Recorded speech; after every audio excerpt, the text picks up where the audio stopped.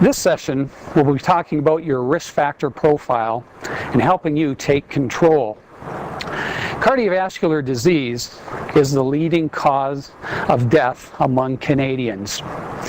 Chances are you're here today because you or someone close to you has heart disease, and you'd like guidance in finding the best possible recovery.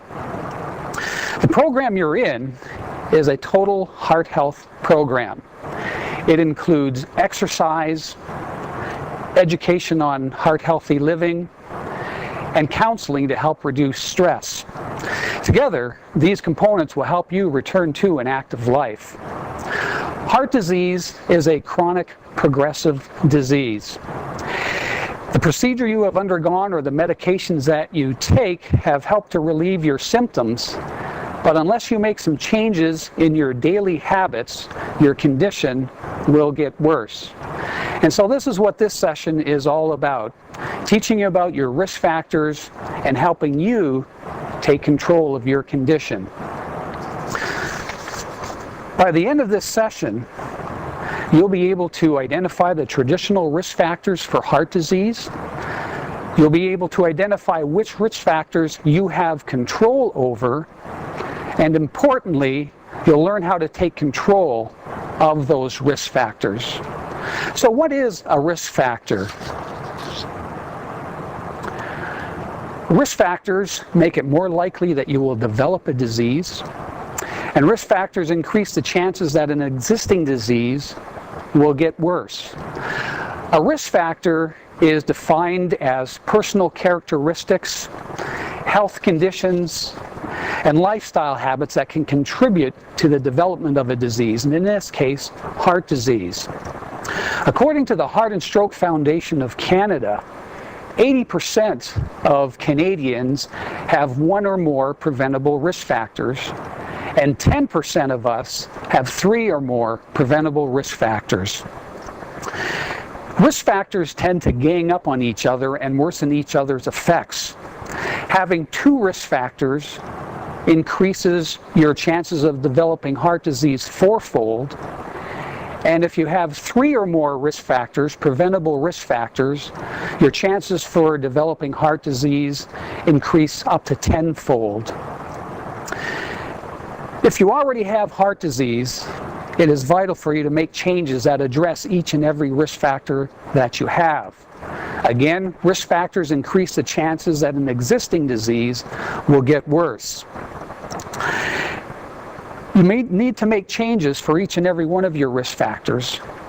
Tackle them one at a time, but it's important to change each and every one that you do have. Risk factors for heart disease are divided into 2 categories. Risk factors that we cannot control, known as non-modifiable risk factors, and risk factors that we can modify and we can control, known as modifiable risk factors.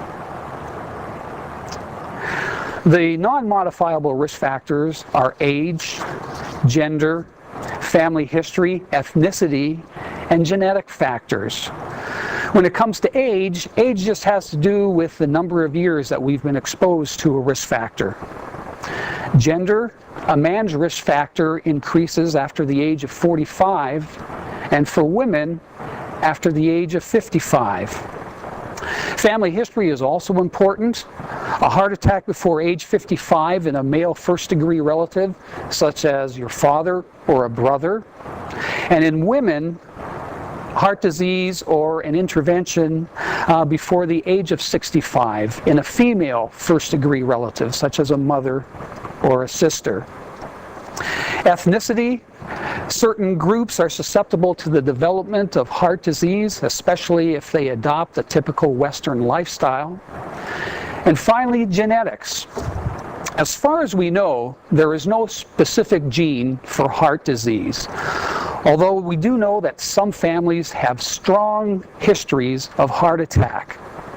We do know that heredity can influence risk factors, and that some of us inherit a tendency, for example, to develop high blood pressure.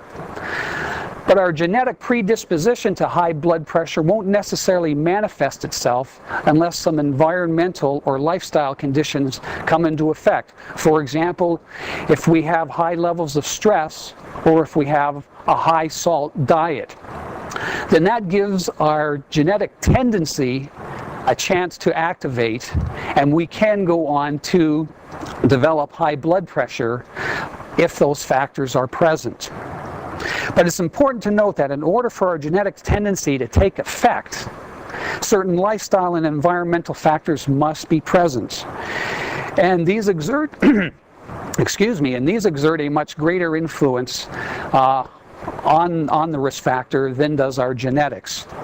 But the important point to understand from this is that we can control many of these environmental and lifestyle conditions. And this leads us into our next section, the modifiable risk factors, those risk factors that we can control. And here's a list of our modifiable risk factors. They are smoking, high blood pressure, abnormal cholesterol levels, diabetes, physical inactivity, our waist measurement, our levels of stress, anxiety, and depression, the metabolic syndrome, and we're going to talk about that in more detail in just a moment, and then emerging risk factors. So the second important step in taking control is to know my levels for each risk factor, know my levels for those risk factors that I have control over. And we've provided you with a tool in order to be able to evaluate that. And this tool is called your risk factor profile. And you'll notice in the left-hand column, we have the column listed as your modifiable risk factor, and we've listed all the modifiable risk factors, starting with body composition, through blood pressure, cholesterol, blood sugar, if we have diabetes or if we're at risk for developing diabetes. We deal with physical inactivity, smoking, psychosocial issues, and nutrition. The next column over to the right tells us what the desirable level for each and every one of those risk factors should be. For example, when it comes to body composition and we're looking at our waist measurement, for men, our waist measurement should be less than 102 centimeters or 40 inches. For women, less than 88 centimeters or 35 inches. When it comes to blood pressure, for many of us, blood pressure less than 140 over 90. However, you'll notice another column there. If we are living with diabetes, then our maximum blood pressure level is 130 over 80. So ideally, our blood pressure should be less than 130 over 80. And then, of course, it just goes down the list with all of the modifiable risk factors, and we tell you what the ideal level should be. The next column over is my level. And we've given you 3 opportunities here, and this is the information that you provide us with, or that you're provided with from your physician when he does a blood test on you. Some of this information is also derived from the exercise tests that you have when you start the program downstairs. That's where we get your body composition measurement, your blood pressure measurement. But some of the others, like your cholesterol, blood sugar, they come from the blood work that's provided by your family physician. And we've given you 3 opportunities there to be able to track over time what your levels of these modifiable risk factors are. And so this will give you a good idea of how well you're keeping control of these risk factors. You'll notice in the modifiable risk factor column that several of the items have 3 asterisks beside them. And the reason we've highlighted these components, you may recall a few moments ago when I was talking about risk factors, and I mentioned how risk factors tend to gang up on each other and worsen each other's effect. The reason we've highlighted these components on your risk factor profile has to do with something known as the metabolic syndrome. Now, the metabolic syndrome is a cluster of risk factors that predisposes towards the development of cardiovascular disease and type 2 diabetes. And recent studies from the United States and Europe has shown that the risk of heart attack and stroke are from anywhere between 2 and 4 times higher in individuals with the metabolic syndrome. And if you look at these 5 components here that we have put the asterisks beside, if you have any 3 of those 5 components, then you are considered to have the metabolic syndrome. A second tool that we have provided you with is known as your risk factor tip sheet. And on this tip sheet, we've been able to describe for you what a particular risk factor is, such as body composition. It will again list the desirable levels, but then the tip sheet will also go on to tell you why this particular risk factor is a risk factor. And most importantly, on the back side, it tells you what actions you can take to control that risk factor. So it gives you very good information as a starting point on your journey to taking control of that particular risk factor. So just to talk a little bit more detail, what is it that I can do to bring my risk factors under control? As we've just seen from our risk factor profile tool, we can know what our specific levels are and whether or not we need to make changes, but what can I do to bring my risk factors under control? Well, the first thing that you can do is to make sure that you take your medications as prescribed. This is very important. Some medications may be used to treat a risk factor for heart disease complications such as high blood pressure or high blood cholesterol. Other medications that you've been prescribed, you've been given to prevent or relieve symptoms of heart disease such as chest pain. And if you do take medicine, it's important for you to keep up with your heart healthy habits, because healthy daily habits will keep your dose of medication as low as possible. The next step, and certainly the cornerstone of our program here, is to exercise regularly. Aerobic training at least 5 times per week, and aerobic training is defined as those types of exercises that can be done continuously for a period of time that raise your heart rate and your breathing rate. And excellent examples of aerobic training are running, walking, swimming, cycling. These are all excellent aerobic types of activity. Resistance training with weights, or if some of you patronize a health club, some of the different resistance training machines that they have, we recommend a minimum of 2 times per week and up to 3 times per week. Each of you here in the program has been given a very specific exercise prescription based on your individual health history and your capabilities. And it's very important for you to follow your exercise prescription. Physically active people generally have other risk factors under good control. And in addition, their hearts are larger and stronger, and they have an enhanced blood and oxygen supply. And when combined with other lifestyle changes such as quitting smoking and weight control and improved dietary measures, mortality is reduced by 25% in cardiac rehabilitation programs. And exercise is a key component of many of these programs. The next step that we want to consider is to follow a healthy eating plan. Make sure in your diet you include plenty of vegetables and fruit, that you have a high fiber content, that you strive to maintain a low sodium content in your diet, and to concentrate on healthy fats.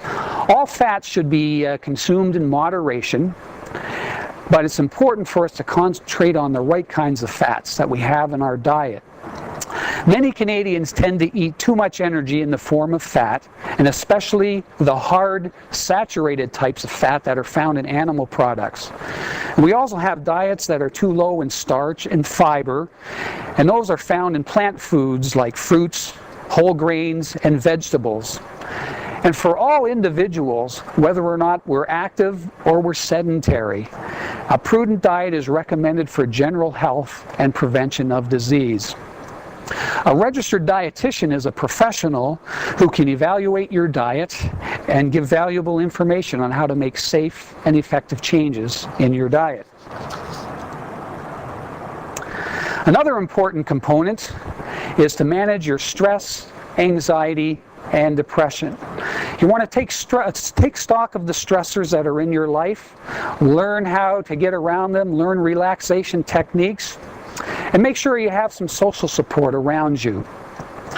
Surveys of physically active adults nearly all show that regular exercise is linked to good mental health. In general, physical fitness and activity are related to lower levels of cardiovascular arousal during and following mental stress. And in some studies, physical fitness also helps buffer the body against the ill effects of mental stress. So it's important to be able to manage your stress, anxiety, and depression. The next thing that we want to consider is to develop an action plan. We've given you a lot of information here. We've told you what needs to be done. Now we need to come up with a plan that will enable us to do that. And so what you want to do as you look over your risk factor profile, which of those components on there that need changing is the most important to you? Which one do you feel that you are ready to tackle at this point? And do you feel confident that you're able to work on that particular goal? Some other things to consider, we have here set SMART goals, and SMART stands for, the S stands for be specific. Clearly see what it is that you want to achieve. M stands for measurable. How am I going to be able to measure my progress? A, achievable. Is it reasonable for me to want to do what I'm considering doing? Is there a reasonable path for me to be able to get there? The R stands for relevant. Is it meaningful to me, or is somebody just saying that I need to change this? And finally, T stands for timely. Will I be able to accomplish my goal in a specific amount of time?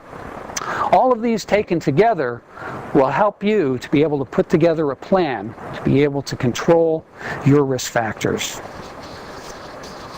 And finally, some closing helpful tips.